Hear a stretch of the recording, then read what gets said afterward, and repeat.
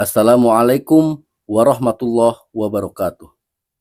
Hamdalillah wa syukralillah amma ba'd. Sahabat beriman yang dirahmati Allah subhanahu wa ta'ala. Kehancuran pusat peradaban Islam dan kalahnya bangsa Mongol. Penjelasan kali ini kami cuplik dari sebuah buku sejarah Islam karya seorang magister agama yang bernama Dr. Siti Zubaidah. Di dalam bukunya dikisahkan soal kehancuran peradaban Islam di masa Abbasiyah yang dihancurkan bangsa nomaden, bahkan banyak yang menyebut mereka sebagai bangsa barbar dari stepa Mongolia. Sebagai pusat peradaban dunia, kota Baghdad saat itu hancur secara luar biasa. Para penyair kala itu melukiskan, jangankan bangunan atau gedung, satu kerikil pun tak tersisa.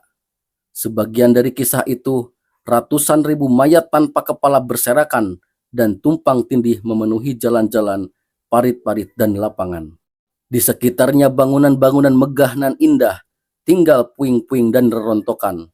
Asap masih mengepul dari bangunan-bangunan yang dibakar. Sungai Dajlah atau Tigris berubah menjadi hitam, disebabkan ribuan tinta manuskrip yang dilempar ke dalamnya. Perpustakaan, rumah sakit, masjid, madrasah, toko dan rumah makan semuanya dihancurkan. Demikianlah kota yang selama berabad-abad menjadi pusat terbesar peradaban Islam, itu pun musnah dalam sekejap mata. Setelah puas, pasukan penakluk itu pun bersiap-siap pergi tanpa penyesalan sedikit pun. Mereka kini hanya sibuk mengumpulkan barang-barang jarahan, timbunan perhiasan, berkilo-kilo batangan emas, uang dinar, batu permata, intan berlian, semua dimasukkan ke dalam ratusan karung dan kemudian diangkut dalam iringan kereta yang sangat panjang. Jatuhnya kota Baghdad pada tahun 1258 Masehi ke tangan bangsa Mongol bukan saja mengakhiri khilafah Abbasiyah di sana, tetapi juga merupakan awal dari masa kemunduran politik dan peradaban Islam, karena Baghdad sebagai pusat kebudayaan dan peradaban Islam yang sangat kaya dengan khazanah ilmu pengetahuan, lenyap di bumi hanguskan oleh pasukan Mongol yang dipimpin oleh Hulagu Khan. Di antara catatan sejarah mengenai kebiadaban orang-orang Mongol ialah catatan sejarawan terkemuka Ibnu Athir dan ahli geografi Yaqut Al-Hamawi. Menurut mereka, tokoh-tokoh muslim terkemuka, amir, panglima perang, tabib, ulama, budayawan, ilmuwan, cendekiawan, ahli ekonomi dan politik, serta saudagar kaya tewas dalam keadaan mengenaskan. Kepala mereka dipenggal, dipisahkan dari badan karena khawatir ada yang masih hidup dan berpura-pura mati.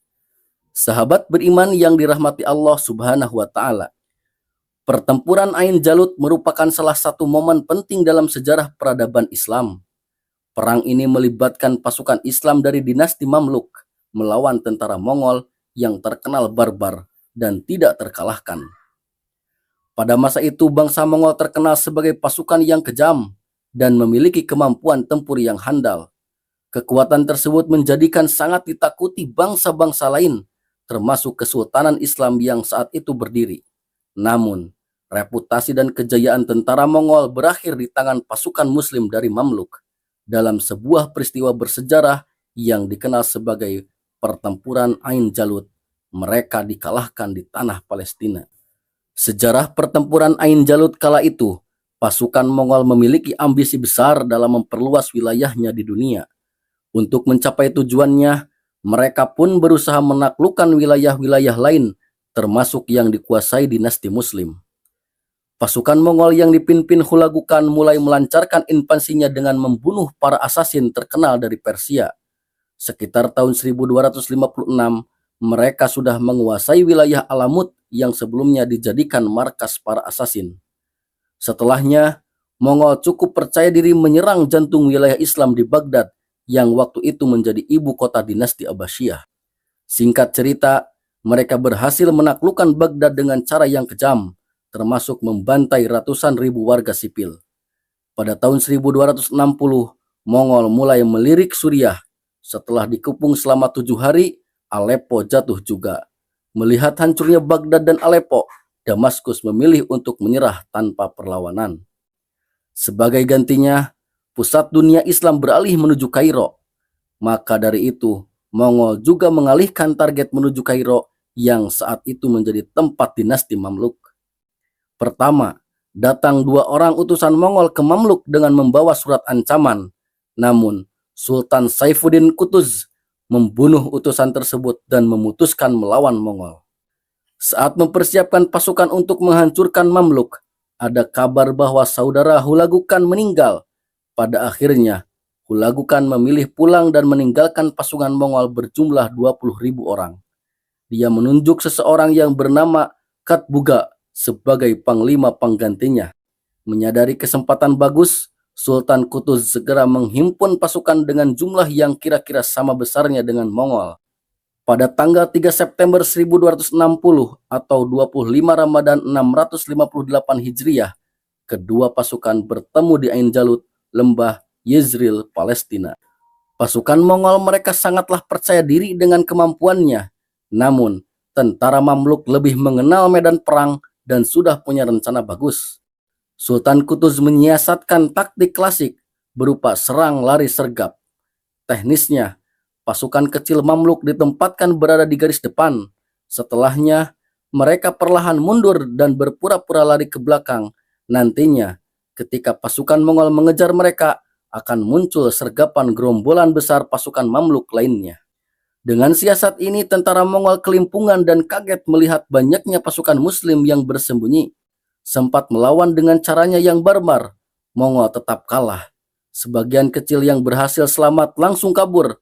Namun, tidak untuk Katbuga yang menjadi panglimanya, dia tetap melawan sampai akhirnya tertangkap dan dipenggal. Sahabat beriman yang dirahmati Allah Subhanahu wa Ta'ala, kemenangan pasukan Muslim Mamluk ini menandai kekalahan memalukan bangsa Mongol yang sebelumnya dikenal bengis dan tak terkalahkan. Pada pertempuran Ain Jalut, dinasti Mamluk keluar sebagai pemenangnya. Namun, sebagai gantinya mereka kehilangan banyak pasukan. Setelah kekalahan memalukan di Ain Jalut, bangsa Mongol di bawah pimpinan Hulagu Khan tidak terima.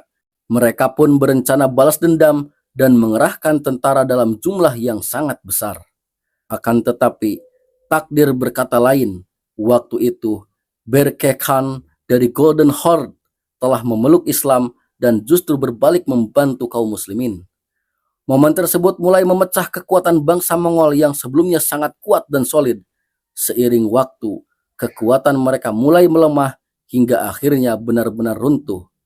Demikianlah ulasan mengenai sejarah pertempuran Ain Jalut antara pasukan Muslim Mamluk dengan tentara Mongol. Wallahu a'lam.